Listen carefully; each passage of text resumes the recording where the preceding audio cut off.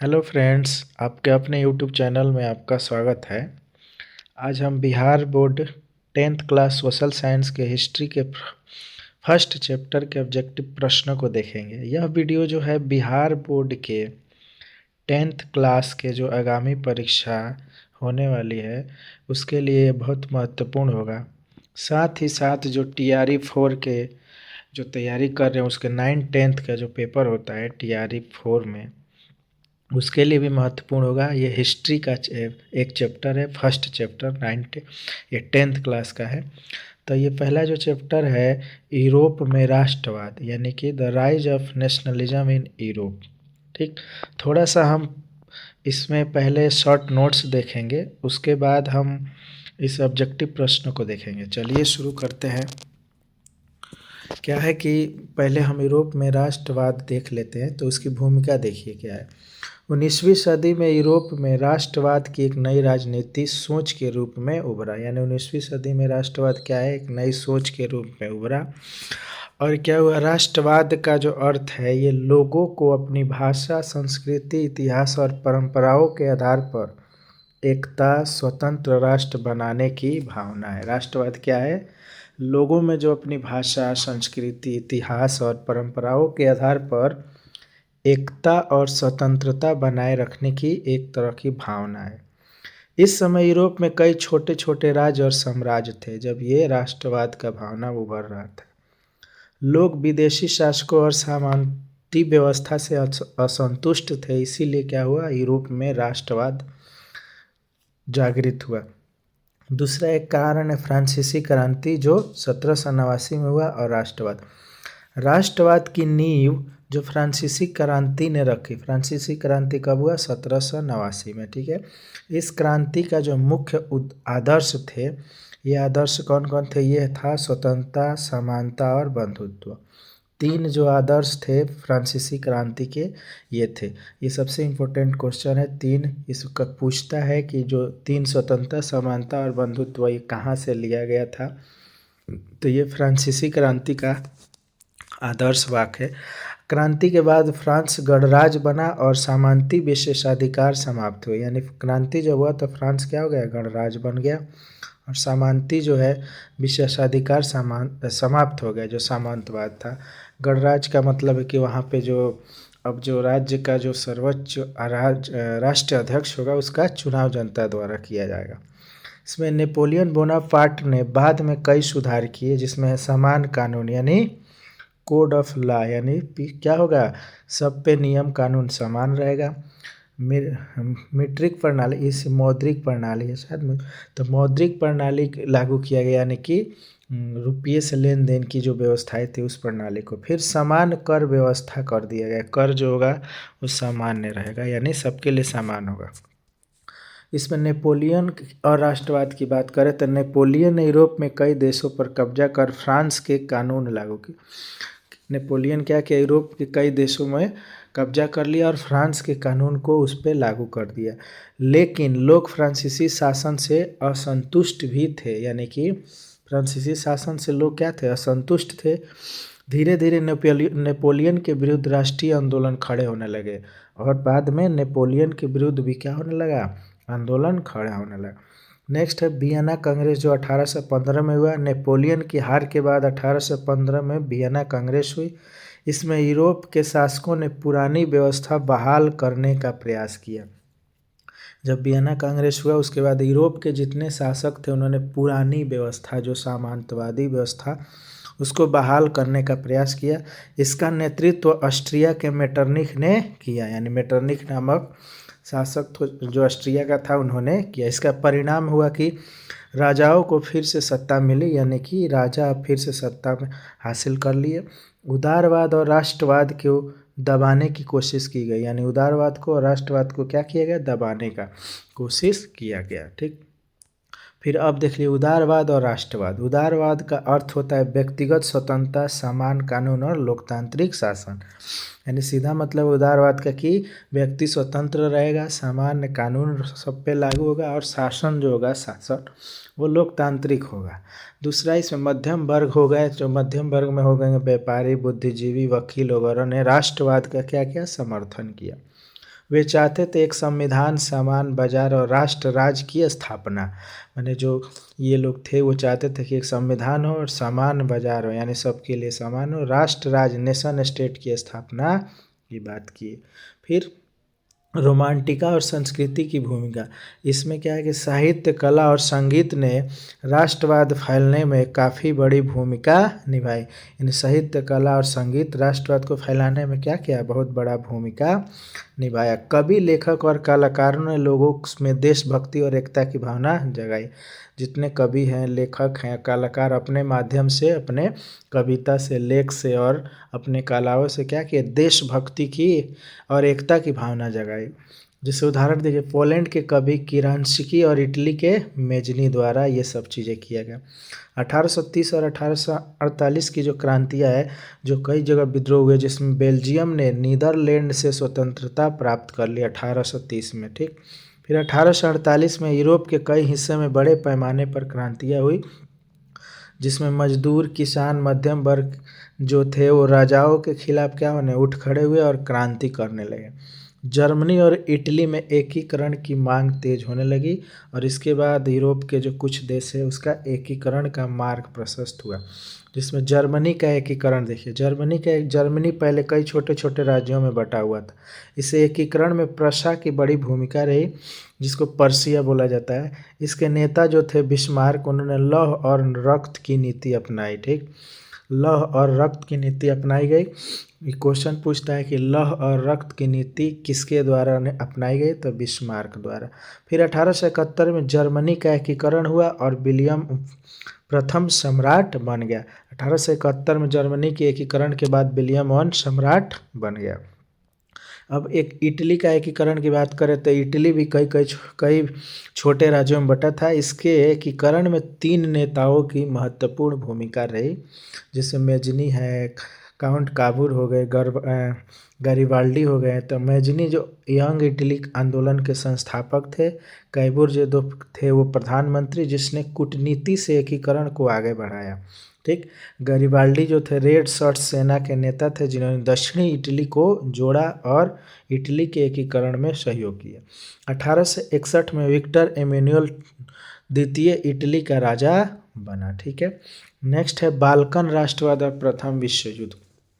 तो बाल्कन जो क्षेत्र था दक्षिण पूर्व यूरोप, यानी कि अभी जो वर्तमान में ग्रीस, सर्बिया, बुल्गारिया जैसे देश थे, ठीक है, उस समय बाल्कन देश था।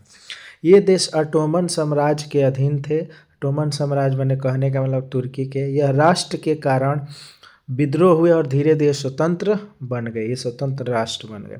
विभिन्न यूरोपीय शक्ति जैसे रूस, जर्मनी, इंग्लैंड, ऑस्ट्रिया के हित आपस में टकराए, यानी ये जो देश थे उन लोग के उनका जो अपना अपना हित था वो एक दूसरे से टकराए। परिणाम स्वरूप यह यूरोप का बारूद का ढेर कहलाया। अंततः प्रथम विश्व युद्ध 1914 में छिड़ गया, ठीक। हम निष्कर्ष रूप से हम ये कह सकते हैं कि 19वीं सदी का जो यूरोप राष्ट्रवाद से प्रभावित था, फ्रांस, जर्मनी और इटली के एकीकरण, बाल्कन विद्रोह, लोकतांत्रिक क्रांतियाँ इसका प्रमाण है। और लेकिन यह राष्ट्रवाद बाद में साम्राज्यवाद और युद्ध का कारण भी बना, यानी युद्ध हुआ 1914 में, प्रथम विश्व युद्ध, ठीक। अब देखते हैं जो बिहार बोर्ड क्लास 10th इतिहास अध्याय 1 यूरोप में राष्ट्रवाद से जुड़े लगभग 100 महत्वपूर्ण प्रश्न हम देखेंगे। इसमें 100 ज़्यादा बड़ा वीडियो होगा तो आधा करके देखा जाएगा, 50-50 क्वेश्चन, ठीक है। तो चलिए इसमें हम फर्स्ट क्वेश्चन देखते हैं। यूरोप में राष्ट्रवाद की शुरुआत किसने की? तो यूरोप में अभी हम बताएं कि यूरोप में राष्ट्रवाद की शुरुआत फ्रांसीसी क्रांति से माना जाता है 1789 की, ठीक है। फ्रांसीसी क्रांति 1789 में हुई, ये अभी बताया गया है। फ्रांसीसी क्रांति का मुख्य नारा ये अभी बताया, स्वतंत्रता, समानता और बंधुत्व था, ठीक है। लॉ मार्शेली किसका नाम है? तो लॉ मार्शेली किसका नाम है? तो फ्रांस की जो राष्ट्रीय गान है उसका, फ्रांस का राष्ट्रगान जो है उसका नाम है, ठीक है। नेपोलियन ने किस वर्ष सिविल कोड, जिसको नेपोलियन कोड कहा गया है, कब किस वर्ष लागू किया था? ये 1804 में लागू किया था। नेपोलियन कोड से क्या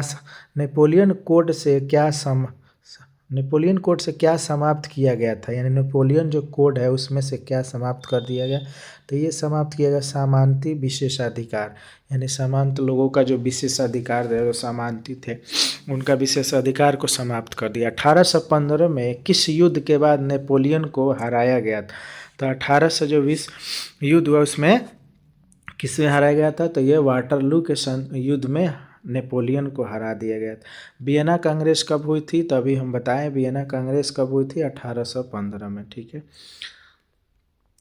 नेक्स्ट क्वेश्चन है आपका कि वियना के कांग्रेस का उद्देश्य क्या था, तो वियना के यूरोप के में जो पुराने राजवंश को बहाल करना, यानी यूरोप में जो पुराने राजवंश है उसको क्या करना, बहाल करना। जर्मनी के एकीकरण किसने करवाया, तो जर्मनी का एकीकरण बिस्मार्क का, इन्हीं का एक नीति था लौह और अयस्क की नीति, लौह और रक्त की नीति। ठीक है, लौह और रक्त की नीति इनका। नेक्स्ट है बिस्मार्क किस राज्य का प्रधानमंत्री था, तो बिस्मार्क किसका था, प्रशिया का, यानी कि प्रशा का। जर्मनी के एकीकरण की प्रक्रिया किस नीति पर आधारित थी, तो ये किस नीति पर थी, लौह और रक्त की नीति, यानी लोहे और रक्त। इटली के एकीकरण में यंग इटली के संगठन की स्थापना किसने किया था, तो अभी हम बताएं मैजनी ने किया था। यंग इटली और यंग यूरोप को भी स्थापना इसने किया था। इटली के प्रधानमंत्री कौन थे जिन्होंने कूटनीति के एकीकरण कराया, तो ये बताए थे काउंट काबूर जो है, काउंट काबूर द्वारा किया। गैरिबाल्डी किस सेना के नेता, अभी हम बताएं लाल कुर्ता सेना। ठीक है, लाल कुर्ता सेना। ठीक, नेक्स्ट है 1861 ईस्वी में इटली का प्रथम राजा कौन बना, तो 1861 ईस्वी में जो इटली का राजा था वो कौन था, विक्टर एमेनुएल द्वितीय। बाल्कन क्षेत्र को किस नाम से जाना जाता है, तो यूरोप में बारूद का ढेर के नाम से। बाल्कन क्षेत्र किस साम्राज्य के अधीन था, तो बाल्कन किसके, ऑटोमन साम्राज्य के अधीन था। किस युद्ध को यूरोप में राष्ट्रवाद का परिणाम माना गया, तो प्रथम विश्व युद्ध अभी बताएं हम। ठीक है, यूरोप में राष्ट्र का प्रमुख नारा क्या था, तो ये था स्वतंत्रता, समानता और बंधुत्व, तीनों, यानी कि आंसर क्या होगा, उपरोक्त में से सभी। ये नेक्स्ट क्वेश्चन आपका है 1848 की क्रांति किस देश में सबसे पहले शुरू हुई थी, तो ये कहाँ शुरू हुई थी, सबसे पहले फ्रांस में। 1848 की क्रांति को और किस नाम से जाना जाता, तो ये किस नाम से जाना जाता है, ये फरवरी क्रांति के नाम से जाना जाता है। नेक्स्ट क्वेश्चन 1848 की फ्रांसीसी क्रांति का प्रमुख कारण क्या था, तो इसमें कारण हम देखेंगे तो सभी कारण, आर्थिक कारण, राष्ट्रीय एकता और लोकतांत्रिक, यानी कि सब उपयुक्त में से सब हो जाएगा। किस यूरोपीय देश में 1848 की क्रांति असफल रही, यानी कि फ्रांस में भी, जर्मनी में। आइए, किस यूरोपीय देश में 1848 की क्रांति असफल, ये हो गया। राष्ट्र राज्य शब्द का अर्थ क्या है, तो ये राष्ट्र राज्य जो शब्द है इसका अर्थ क्या है, वह राज्य जिसमें नागरिकों को समान पहचान हो उसको राष्ट्र राज्य बोला जाता है। राष्ट्रवाद का अर्थ क्या है, तो राष्ट्रवाद का अर्थ क्या है जी, इसमें है कि अपने राष्ट्र के प्रति प्रेम, अपने राष्ट्र के प्रति बलिदान, राष्ट्र की एकता और स्वतंत्रता के लिए संघर्ष, उपरोक्त सभी, यानी सब इसमें क्या है, राष्ट्रवाद के अर्थ में शामिल। राष्ट्रवाद का सबसे पहला अनुभव किस क्रांति से जुड़ा है, तो ये जुड़ा है फ्रांसीसी क्रांति, फ्रांसीसी क्रांति। वियना कांग्रेस के अध्यक्ष कौन थे, तो वियना कांग्रेस के अध्यक्ष मेटरनिख महोदय थे। बताइए मेटरनिख किस देश का प्रधानमंत्री था, तो ये ऑस्ट्रिया का प्रधानमंत्री था। मेटरनिख किस नीति का समर्थक था, तो मेटरनिख था किस परंपरावाद, यानी कंजर्वेटिज्म का समर्थक था। नेक्स्ट क्वेश्चन आपका है राष्ट्रवाद और उदारवाद में गहरा संबंध किस शताब्दी में था, तो ये 19वीं शताब्दी जब आया तो ये धीरे धीरे दोनों में गहरा संबंध स्थापित। राष्ट्रवाद के प्रसार में किस वर्ग ने सबसे बड़ी भूमिका निभाई थी, तो ये सबसे बड़ी भूमिका मध्य वर्ग जिसको मिडिल क्लास बोला जाता है। जर्मनी का एकीकरण कब हुआ था? तो 1871 में जर्मनी का एकीकरण। जर्मनी का सम्राट किसे घोषित किया गया था? तो अभी बताएं हम आपको, विलियम प्रथम को जर्मनी का सम्राट घोषित किया। जर्मनी के एकीकरण किस युद्ध के बाद हुआ? तो जर्मनी का एकीकरण किस युद्ध में? यह है फ्रांस और पर्शिया के युद्ध में, जिसको फ्रैंको प्रशियन युद्ध बोला जाता है। इटली के एकीकरण किस वर्ष हुआ? अभी ये क्वेश्चन आया था 1861 में जर्मनी का था। इटली का अंतिम एकीकरण किस वर्ष पूर्ण हुआ जब रोम की राजधानी बनी? 1870 में। बाल्कन क्षेत्र की स्थिति अस्थित है, तो ये क्या है? वहाँ कई जातियाँ और धर्म थे, वहाँ विदेशी शासन था और सभी स्वतंत्रता चाहते थे, इसलिए क्या है, बाल्कन क्षेत्र की स्थिति अस्थिर थी। ठीक। बाल्कन क्षेत्र में राष्ट्रवाद का संघर्ष किससे जुड़ा है? तो ये आपका जुड़ा है स्वतंत्रता से, साम्राज्यवाद से, लोकतंत्र से, यानी सभी से। राष्ट्रवाद के प्रभाव से यूरोप में कौन सी बड़ी घटना हुई? तो ये कौन सी घटना हुई थी? प्रथम विश्व युद्ध, अभी बताया। फ्रांसीसी क्रांति की प्रेरणा कहाँ से मिली? तो ये हम कहाँ से मिली थी? अमेरिकी क्रांति से। फ्रांसीसी क्रांति की प्रेरणा अमेरिकी क्रांति से मिली थी। फ्रांस में 1848 में फरवरी क्रांति का परिणाम क्या हुआ? तो फ्रांस में जो 1848 की फरवरी क्रांति का परिणाम क्या हुआ? तो द्वितीय गणराज्य की स्थापना हुई थी। स्प्रिंग ऑफ नेशन किस वर्ष की क्रांति को कहा जाता? तो ये क्या है? स्प्रिंग ऑफ नेशन जो 1848 के क्रांति को कहा जाता है। 1848 की क्रांति असफल होने का मुख्य कारण क्या था? तो ये जनता का समर्थन ना होना, किसानों और मजदूरों की भागीदारी ना होना, नेताओं को आपसी मतभेद, उपरोक्त सभी। ठीक है। बिस्मार्क किस राज्य का प्रधानमंत्री बना? तो वहाँ कहाँ का बना? ये पर्शिया, जिसको प्रशा बोला। बिस्मार्क की नीति ब्लड एंड आयरन, यानी रक्त और लौह की नीति। जर्मनी का एकीकरण कराने में किसका योगदान महत्वपूर्ण था, सर्वाधिक था? तो बिस्मार्क महोदय का ज़्यादा था, जर्मनी का। यंग इटली का स्थापना किसने किया था? मेजनी ने। रेड शर्ट्स नामक सेना का नेतृत्व किसने किया था? तो ये किया था आपका गैरीबाल्डी ने। ठीक है। इटली के एकीकरण में किसने कूटनीतिक भूमिका निभाई थी? तो ये काउंट कापूर महोदय ने निभाई थी। ये है 50 क्वेश्चन। आगे हम 51 क्वेश्चन जो 51 से शुरू होगा तो हम अगले वीडियो में देखेंगे। तो ये वीडियो ज़रूर देखिएगा इसको, अगर इसको आपके बोर्ड जो आने वाली आगामी परीक्षा है बोर्ड की, उसके लिए बहुत ही महत्वपूर्ण होगा। ठीक है, धन्यवाद।